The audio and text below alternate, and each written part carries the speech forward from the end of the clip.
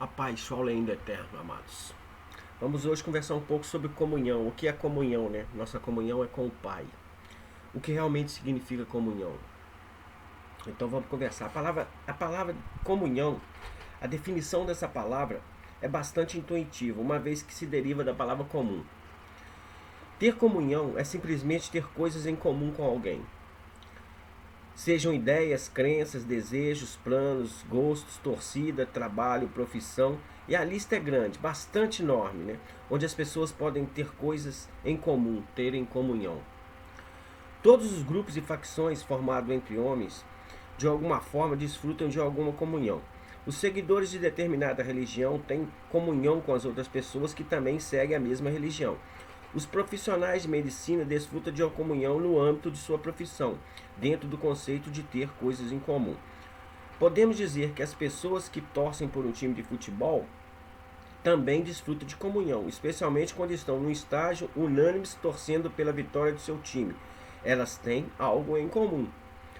Se deixarmos de lado os aspectos naturais de comunhão e passarmos a considerar os aspectos espirituais de comunhão, o que realmente interessa, podemos entender que, em termos de comunhão espiritual, ter coisas em comum refere-se a coisas como em que se crê. O que de prática, onde se vai, que lugar se frequenta, que princípio se segue, e etc. Dentro do conceito de ter coisa em comum, podemos de imediato receber a primeira importante realidade quanto à comunhão. Comunhão nada tem a ver com estar junto ou proximidade, estar reunidos no mesmo lugar. Em nenhuma hipótese significa ter coisas em comum. Essa reunião de pessoas que não têm comunhão alguma é a base do que se chama eucomunismo. É uma reunião sem comunhão, proximidade física, sem sequer que desfrute de qualquer coisa em comum. Pessoas que compartilham do mesmo espaço físico de um lar, numerosas vezes não desfrutam de coisas em comum em termos espirituais. Apesar de estarem juntas fisicamente, espiritualmente se encontram distantes e sem coisas em comum, sem comunhão. A segunda importante realidade é que devemos perceber quanto a comunhão é que as pessoas buscam intensamente ter comunhão uma com as outras, dentro de suas crenças. Os seguidores de cada religião conversam entre si com visitas a estabelecer cada vez mais pontos comuns de concordância. A despeito desses pontos poderem estar totalmente equivocados. Nesse caso, eles vão adquirindo cada vez mais comunhão no equívoco. Me parece claro que comunhão em si mesma pode ser muito boa ou pode ser muito mal, dependendo apenas de quais coisas as pessoas têm em comum. Como, pois, podemos saber se a comunhão que é boa ou má? As Escrituras nos dão claramente o padrão de comunhão pelo qual devemos nos guiar e entender com clareza. Em primeiro lugar, jamais devemos buscar ter comunhão com os outros. Parece estranha essa afirmativa, não é? Deixa eu te explicar. As Escrituras nos afirmam que a nossa comunhão é com o Pai. Elas não dizem uma de nossas comunhão, nem dizem a mais importante de nossas comunhão. Ela é direta, clara e objetiva. A nossa comunhão singular, única, exclusiva, confira isso em Yohocana, corrompido como João. Yohocana, então, 1:3. As Escrituras falam de uma única e exclusiva comunhão em nossas vidas e especifica que esta única comunhão é com o Pai e com seu Filho. Podemos aqui limitar o contexto do versículo, uma vez que é óbvia a total comunhão entre Pai e Filho. Ora, é errado que tenhamos comunhão com os outros? Certamente que não. É muito bom desfrutar de comunhão espiritual com outras pessoas e devemos realmente desejar isso de coração. Contudo, todo o nosso esforço, dedicação, diligência, ânimo e zelo deve estar voltados para buscarmos ter mais e mais coisas em comum com o Pai e não com os homens. Quanto mais coisas em comum eu tiver com o Pai, Yahu, e quanto mais coisas em comum você tiver com o Pai, Yahu, consequentemente, mais coisas nós teremos em comum e consequente maior comunhão.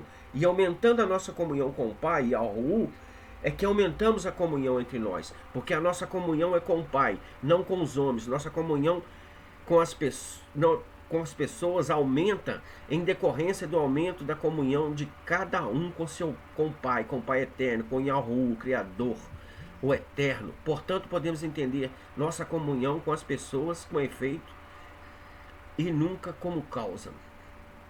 Por que é tão importante a nossa única e exclusiva comunhão seja com o Pai?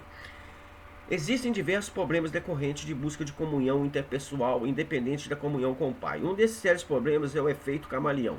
A pessoa se torna a cor do lugar onde se encontra para sempre ficar de bem com tudo, com todos. Esse tipo de pessoa tende a ser sempre um seguidor de massas, onde todos forem e por ali que ele vai.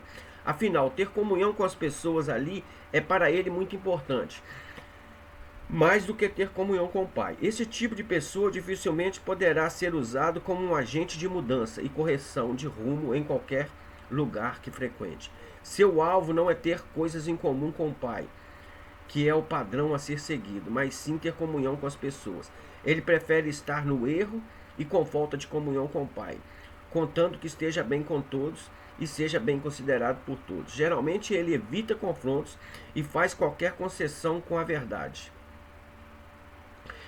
Se este for o preço de estar em comunhão com todos, ele não é uma estaca firme e ponto de referência para os demais pela grande comunhão que desfrute com o Pai. Pelo contrário, gosta de crer no que a maioria crê e fazer o que a maioria faz, independente de ser verdadeiro ou não, justo ou injusto.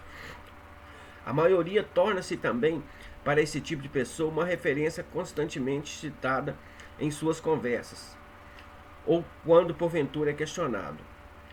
Tomar uma posição que seja favorável à verdade e justiça, que porém vá contra a maioria, é muito difícil, senão impossível, para esse tipo de pessoa.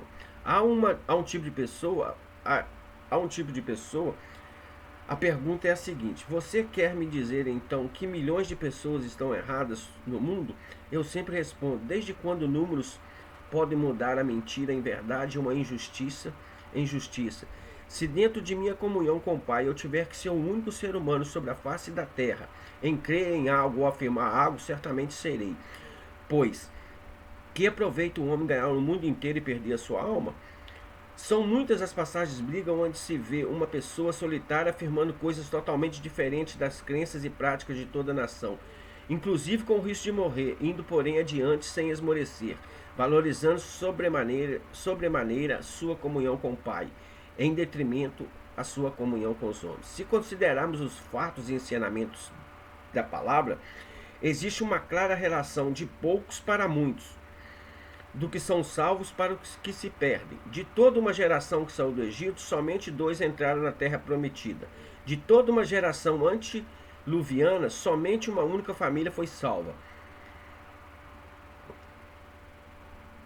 De Sedom, corrompido para Sodoma, e Amorá, corrompido por Gomorra, somente uma família escapou, e mesmo assim com a perda da mulher que olhou para trás. E Yahushua nos instruiu e exortou a entrar pela porta estreita, onde poucos entram e são salvos, e não pela porta larga, onde muitos entram e se perdem. Este é o segundo e grande perigo de se buscar comunhão direta com as pessoas, e não comunhão que seja feito de uma comunhão com o Pai e Yahu, o Criador eterno. Dentro do contexto em que Yahucana, corrompido como João, começa sua epístola, notamos claramente que ele está muito desejoso de ter comunhão com aqueles a quem a palavra estava sendo dirigida naquela época. E até nos dias de hoje, quando lemos, e ele deixa bem clara a qual comunhão ele está convidando. Ora, a nossa comunhão é com o Pai. Nos versos seguintes, em especial no versos 6 e 7, visualizamos com extrema clareza a questão da comunhão com ter coisas em comum. E Yahucana diz: Se dissermos que mantemos comunhão com Ele, o Pai, o Criador e Alvo, e andarmos nas trevas, mentimos e não praticamos a verdade. No verso 7 ele diz: se porém andarmos na luz como Ele, o Pai e Alvo, o Criador eterno, está na luz, mantemos